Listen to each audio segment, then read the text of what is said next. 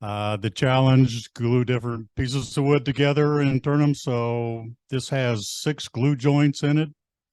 I took 2 boards. They weren't wide enough, so I glued them together to make them wider. And then I glued a piece of walnut in between 2 pieces of maple. Turned them offset. Each side is offset 1/4 of an inch opposite on each side. And came out with a pattern like this and hollowed it out. After I made it, then I decided to make a finial for it. This is a piece of that flute wood that's I've got laying around. So there's my glued project, my discus.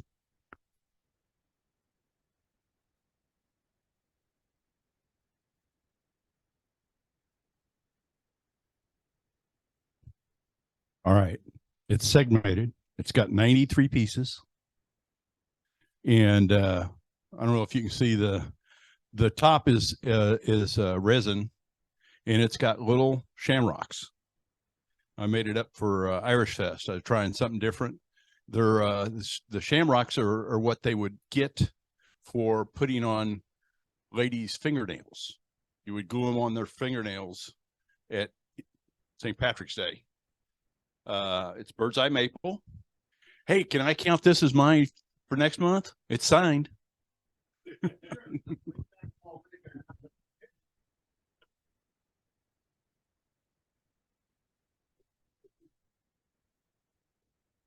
I dallied with the idea of putting butterfly keys across cracks. Didn't do it. Didn't like it. Eventually did dominoes.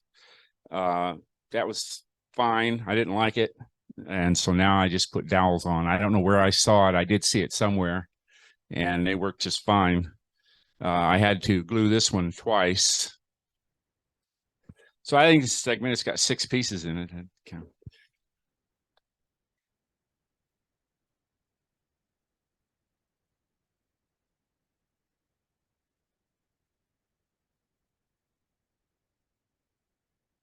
I cheated.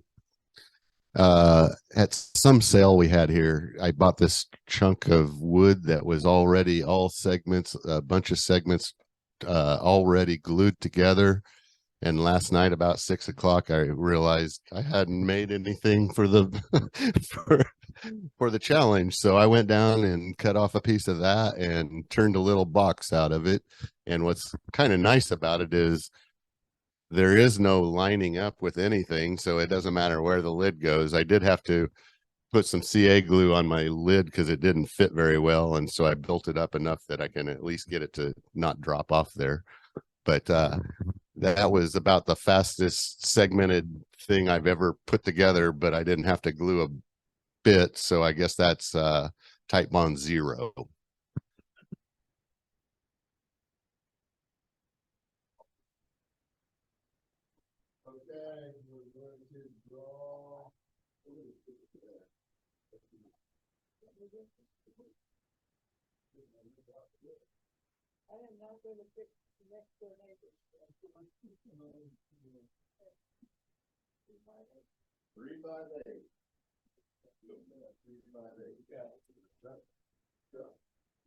All right, so here is a 3D printed insert that is threaded in the project. Just some information on it.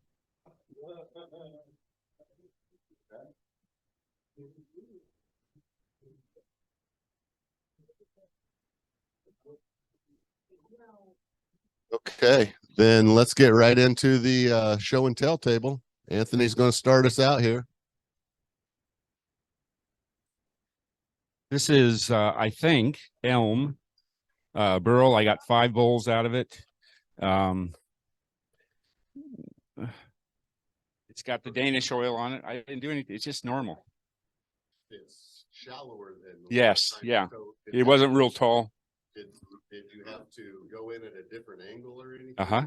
Because of the shallowness? Uh-huh. Yeah. I don't know what else to say. One of the things that's nice about it is you can tell where everything is oriented, which is different from some. This is all the same. I also did some more acorns. Someone asked me what this was.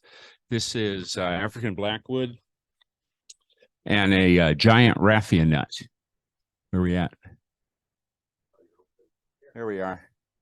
I know where you are, but I didn't know there was nothing on the screen.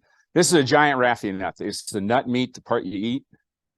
It's dried. These dry mostly without cracks. If you've ever tried a tagua nut, they almost always have cracks inside.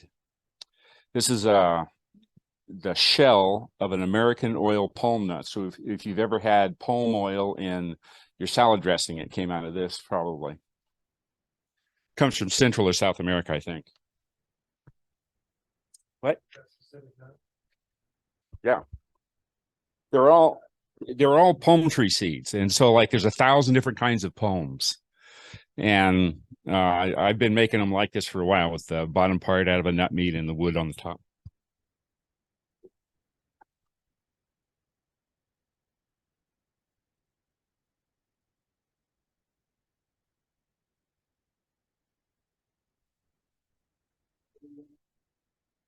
So I just wanted to show and tell about a fixture that I saw that was made by Jim Duxbury, and it's an offsetting fixture. You use a 4-jaw chuck, take 2 jaws out of it, use 2 jaws. They clamp on the top surface.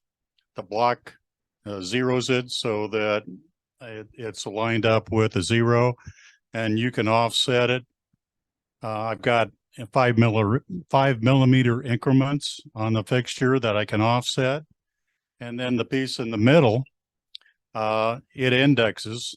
So you can have an offset and index it. That's how I made the little medallion like that with 3 circles. They're all the same offset. They're 120 degrees apart. I made another little medallion where I made arcs. They're just concentric arcs. The hole and the arcs are the same offset, same center, and then a little circle with a different offset. It's a very versatile little fixture, and it's very repeatable. So I think it's great.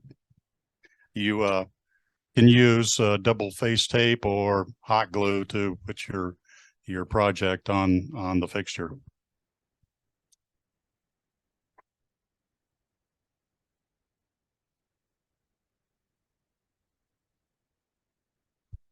Well, I haven't shown anything for a long time. I just finished this hollow form. I took it upstairs as I normally do and showed it to my wife, and she says, "What's it for?" I said, "Well, it's just to look at. I mean, it's Japanese yew. You don't see Japanese yew this big." And then I decided to show her, and it may not do it here.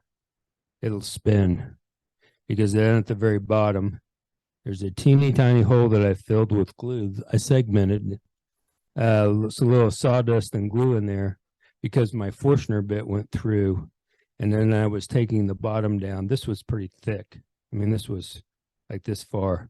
I went a little too far, so left a little hub, but it spins pretty nice.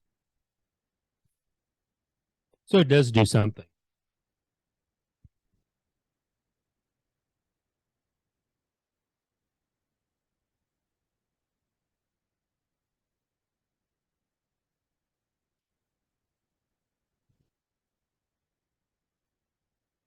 During shop cleanup last time, who gave it? Jerry Darter was cleaning out his things, and Chris couldn't figure out what in the world to do with these oil lamps. So he gave it to me, and I at least figured out something to do. In case we happen to have another storm season, this thing takes a lot of oil and everything. I left the chimneys at home because I figured they'd break. But this is the little thing.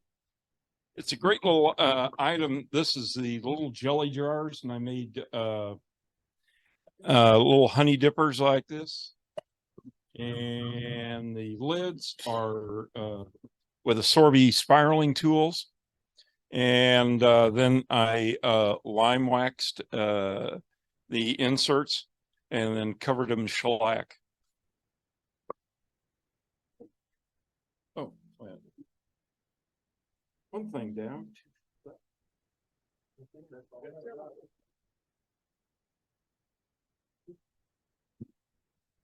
Well, I think our challenge table and our show and tell table was a little light this month. So next month, get to work. I know everybody can sign a project and get on that challenge table, right? But I appreciate those that stuck with us here and watched through the challenge and the show and tell. Appreciate everybody coming again tonight, and hope to see you next month. And if you're still there, is that, and who else is that do I have on Zoom? I appreciate you all coming in on Zoom and seeing us. And next week, Rob is going to put he needs a cameraman. And he said, I've got to lock the door before everybody leaves until he gets a cameraman. So I'm hoping somebody will step up. And basically it's because Phil, our normal cameraman, is going to be doing the demonstration. So he can't do both. It's really hard to go back and forth. You lose your breath a lot. Yeah. So if somebody's willing to help Rob out, if not, I'll stand over there and me and Phil will trade places. But we do need a cameraman next month, and we'll be learning some chainsaw techniques. All right. Thanks, everybody. And I'll see you next month.